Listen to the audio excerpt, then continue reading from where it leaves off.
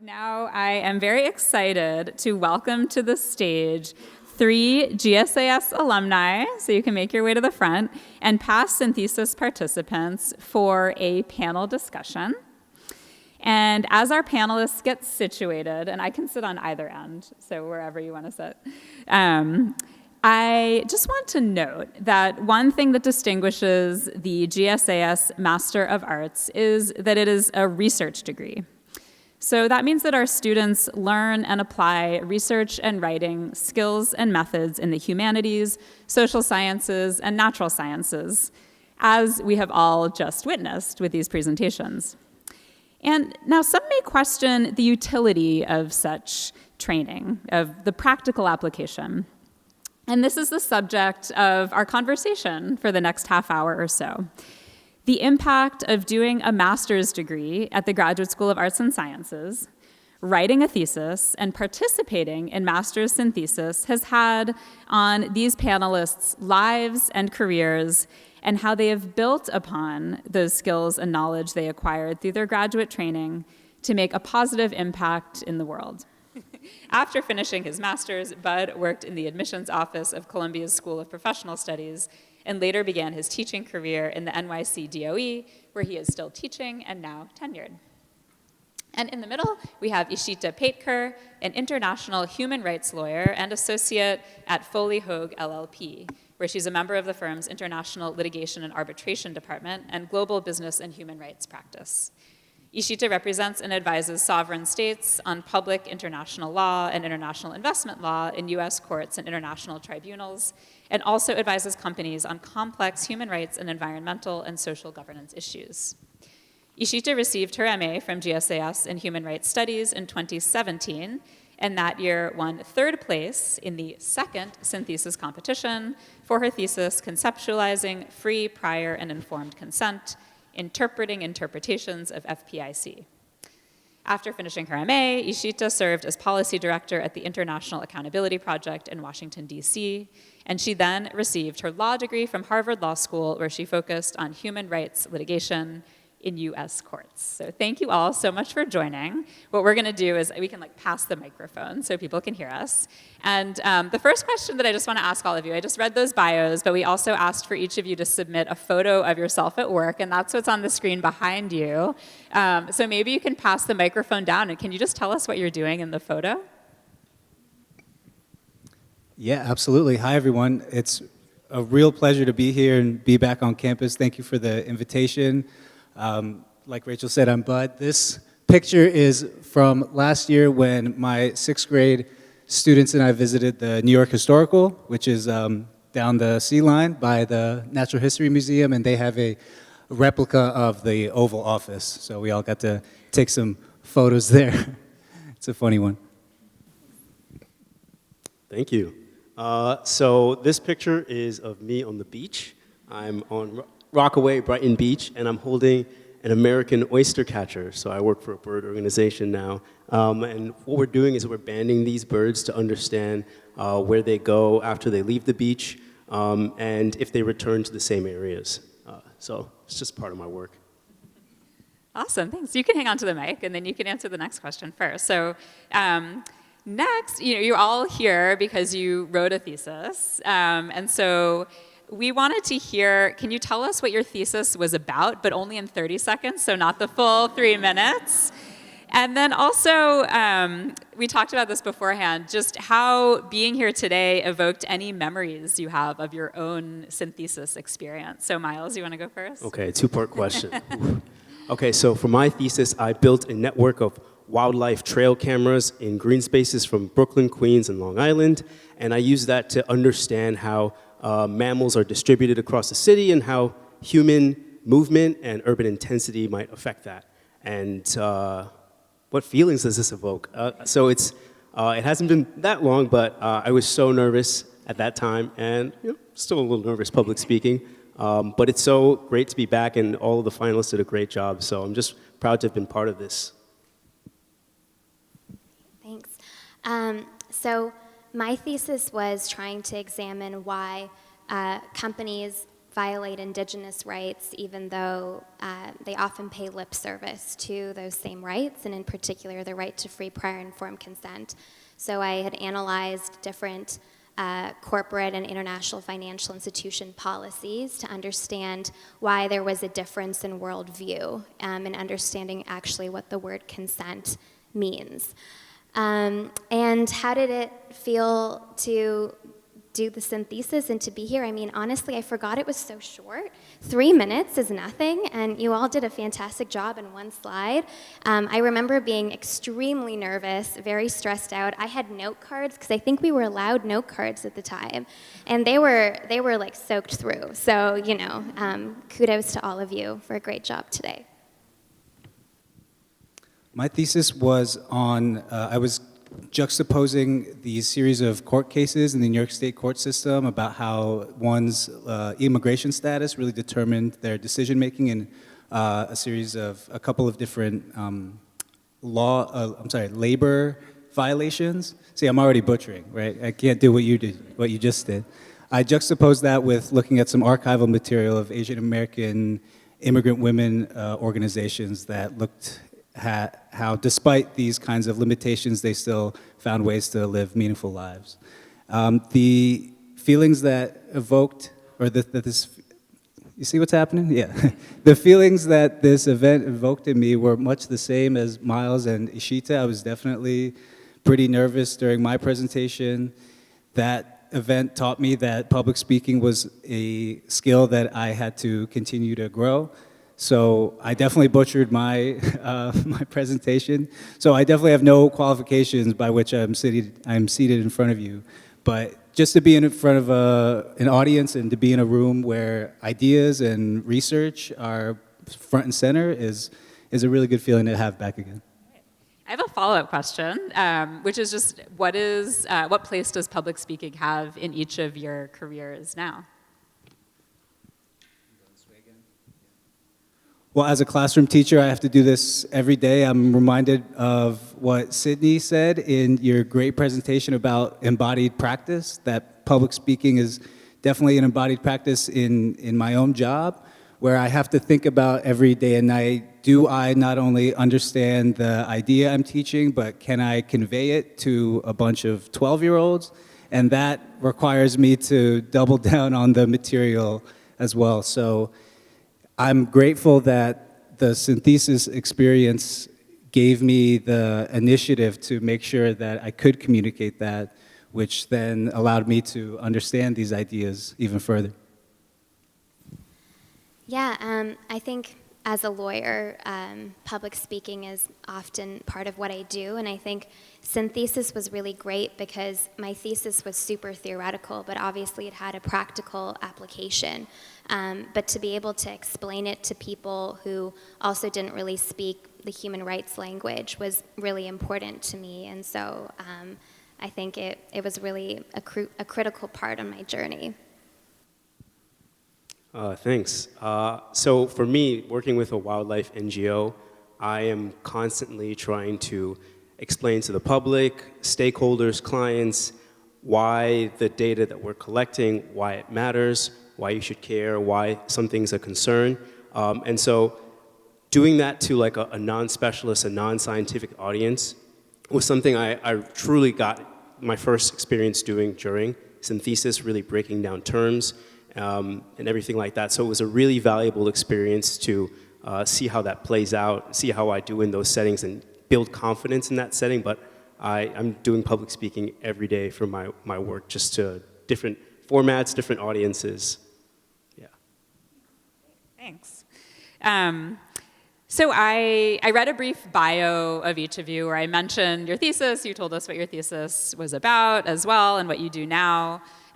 But branching out from just talking about SynThesis and public speaking, can each of you try to draw a through line just from the experience, the whole thesis experience, to the success that you've had in your career since, like thinking about the research process or the writing process or time management, or kind of like, are there things that you can think about and draw, even for those of you who graduated more recently or longer ago? Is there some kind of through line connection? Yeah, I could start us off. So my thesis is very, very close to what I do now, except I wasn't working with birds, I was mammals. But basically, I'm looking at green spaces and understanding how wildlife use them. That's what I did for my thesis. It's what I do now.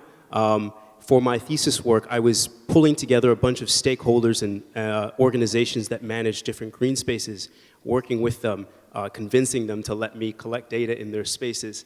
And I do that now, except it's just with birds. So all the skills and soft skills, hard skills I built in my thesis, I'm applying now for my work, as well as the public speaking aspect too. Well, as I mentioned, I'm still very much working on the topic of my thesis, which was almost 10 years ago now, and it's sort of, since then, that topic has become more and more mainstream as well, and so there's been able to be a lot more engagement around it. Before I went to law school, I was working at a human rights NGO, and even during that time, a lot of the skills in learning how to translate these difficult concepts were important in the policy advocacy role that I had too. So I think that there's certainly been a through line. I will say that writing has never gotten easier. I feel like the thesis writing process, I remember it as being particularly brutal. And I think, though, that there's always there is something to be said about sticking with one topic for such a long period of time, where you really do become so deeply steeped in it, you become an expert in it, and it will stay with you, even if you go on to do something that you think is completely different.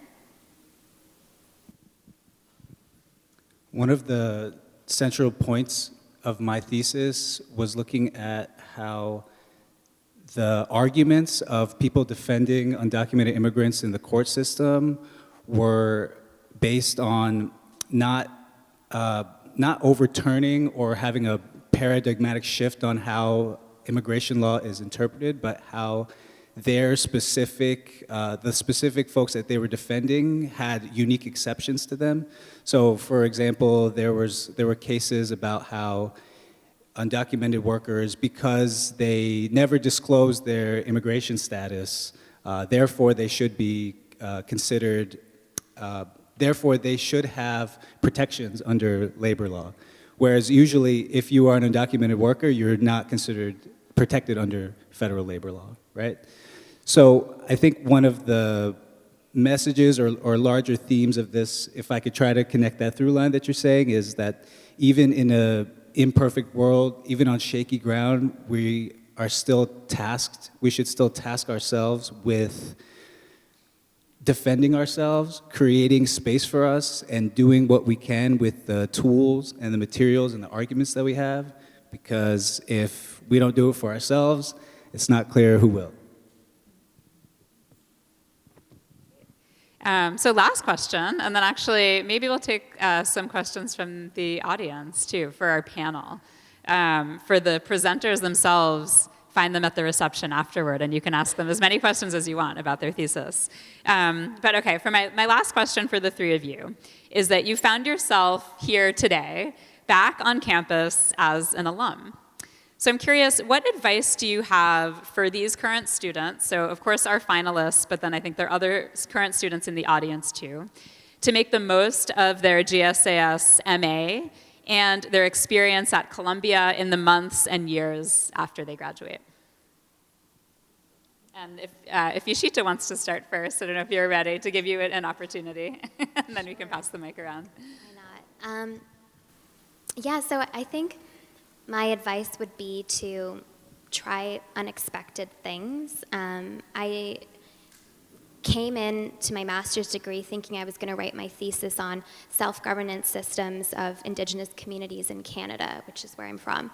And I ended up doing a business and human rights clinic at SEPA, and that completely changed my whole trajectory. And I remember I went up to the professor and I said, I've never done anything finance related.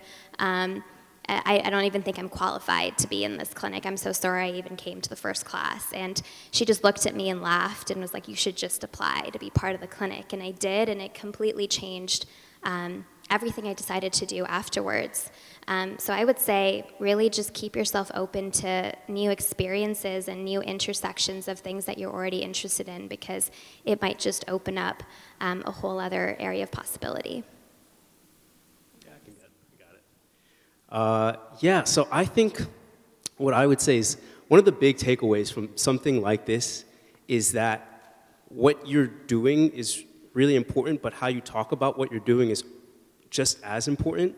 And I think, everyone's here because they really care about their work, they're proud of their work, and whatever motivated you to volunteer for this competition, definitely cultivate that, because it's a very valuable thing in the workspace and wherever you go after this. Just being able to promote yourself and pour passion into the things that you care about and that you're working on, definitely keep doing that. Take every opportunity you can, even if it's not required, because you never know who you'll inspire, you never know who's watching, and opportunities that will come out of that. Well, like I alluded to in an earlier response of mine, whether I'm qualified to sit here in front of you is not a certainty, which is not a knock on you. I'm grateful to be here and to have been invited, right? I learned a lot from you in this hour. I see you as my contemporaries. I'm looking forward to getting to know you all a little better.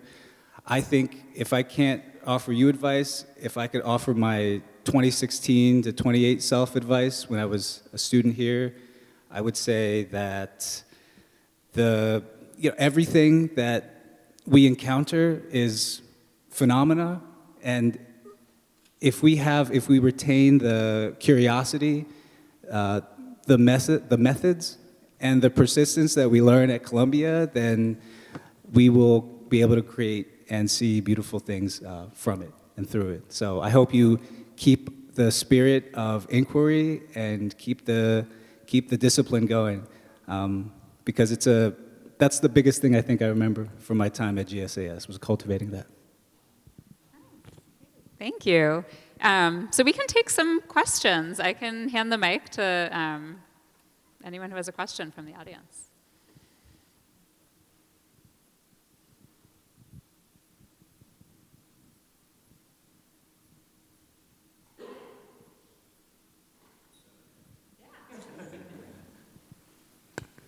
Hey, y'all. My question is external to the things from your research, your work, your study at Columbia that you now apply in your jobs, your careers, your professions. What is the other most valuable thing that you took from your experience of study, even if it maybe doesn't apply to what you do in your work right now in any part of your life?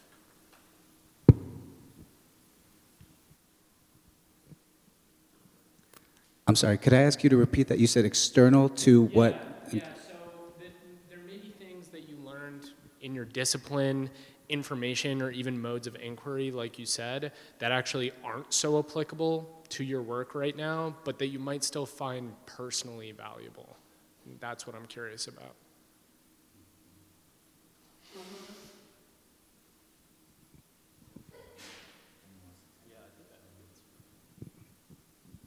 So outside of like resources within the program and things like that, I think the most valuable thing I took out of my thesis experience and the SynThesis experience is definitely pouring a little bit of yourself and your story into your work and thinking about how your work fits into the context of who you are as a person. Even in my bio, I wrote that I'm a Brooklyn native. My project, I set up a camera in the park I used to play in as a kid, answering questions that I thought about as a kid. And these are things that I was conscious of as I was conducting my research. And I think that made it meaningful, it drove me. And when I speak about it to people, there's a level of authenticity that comes out of that. So I'm sure everyone has that in their work, but just look for that, know how to talk about it, and weave it into however you're presenting your work, because that's what really connects people to what you're doing and shows how invested you are.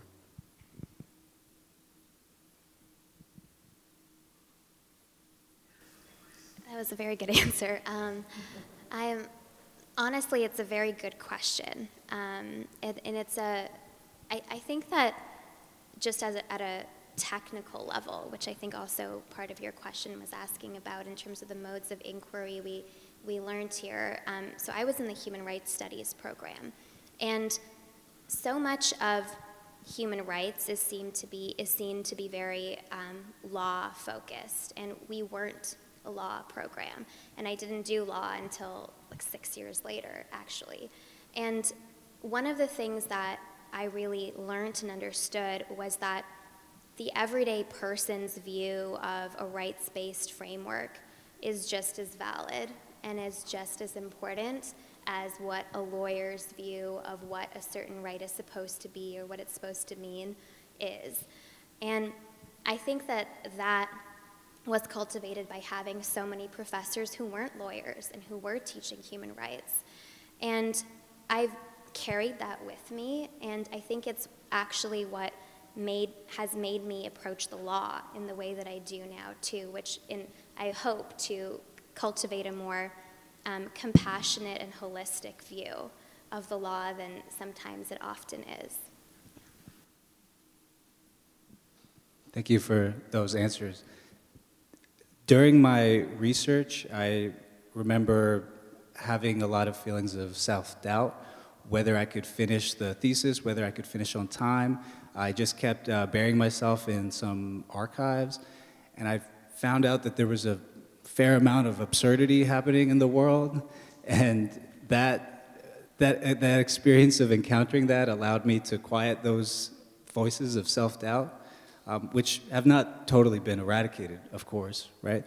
But one of those examples of absurdity was there were several cases of violations of labor law in which the judge said, okay, there has clearly been violations happening here. However, the workers are undocumented, so we can't compensate them in the same way that we can American citizen workers, right? So what we're going to do is we're going to compensate them based on what they would have earned in their home countries, even though they lived in the United States and worked there for 20, 30 years, right? So if a judge can sit there and make these arguments, and go home at the end of the day and be paid for it, we also have something to say as well. Any other questions from the audience?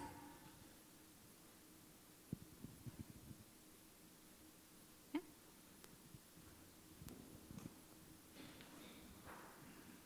Hi, thanks for being here today. I was just wondering, how did your senses of community impact the writing of your thesis, both with your cohort and just your friends at Columbia in general?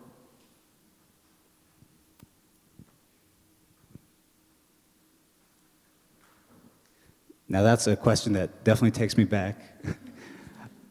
It certainly did shape it in really important ways. First of all, I'll say that the thesis is deeply personal to me. It comes from a personal story of my parents working as undocumented workers and me, myself, being undocumented for the majority of my life. So it's kind of like what Myles said, bringing your own story into it, your own inspiration into the work that you're doing makes it all that much more meaningful. The time when I was writing the thesis and researching, I lived in a 6-bedroom apartment in Harlem with some friends, with some folks that turned out to be lifelong friends, and we were mutually supporting each other in terms of getting food and utilities and even just having a moment to decompress with each other at the end of the night. I'm also grateful to the cohort that I studied with in American Studies, and we were definitely fighting that fight of getting to the finish line together. So thank you for that question. Community meant a lot to me, and I'm sure it means a lot to everyone here too. Yeah, no, similarly. It was great to talk to everyone else in my cohort about their interesting topics and different approaches to the same issues. I think we were all very supportive of each other, of course. And we would check in and see how the thesis writing progress was going. I will say that I procrastinated quite a bit. So I think I was one of the last people to finish, and they were all cheering me on, which I appreciated. But beyond that, some of those friends are still some of my best friends, and my thesis advisor is actually one of my dearest friends now, and I see her, a couple of times a year. And it's been an amazing sense of community that GSAS created. Yeah, I think for me, the community of my own program, it's talking about all of our work, within the E3B. We all have very different fields of interest and species we're working with. And so it really inspires you to hear about what other people are doing, and it helps you adjust your own methodology. We're constantly critiquing each other's work, and that's a very important part of refining our own projects. And then just extending community outward to even the campus around Columbia and places in New York City. It reminds you of why your work is significant outside of the reasons that you might write in a paper or even say in your 3-minute talk, is because your work translates to impact for people on the ground, whether it's seeing a photo of a raccoon in a park or something like that. So yeah. We have time for one more question.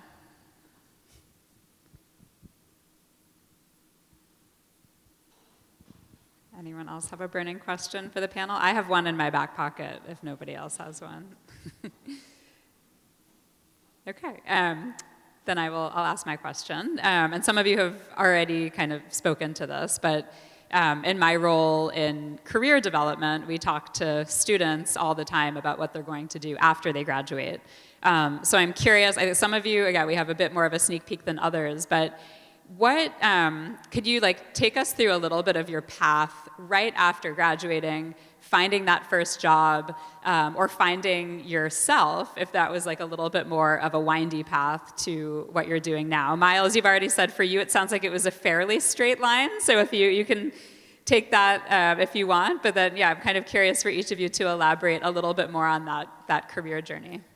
Yeah, I can, so I guess why it might seem like a straight line is that I started in my current position as I was leaving Columbia, but the path that led me to that kind of started before enrolling at Columbia. I worked as just a seasonal field technician for New York City Bird Alliance before I started at Columbia, and this was right when lockdowns were going on.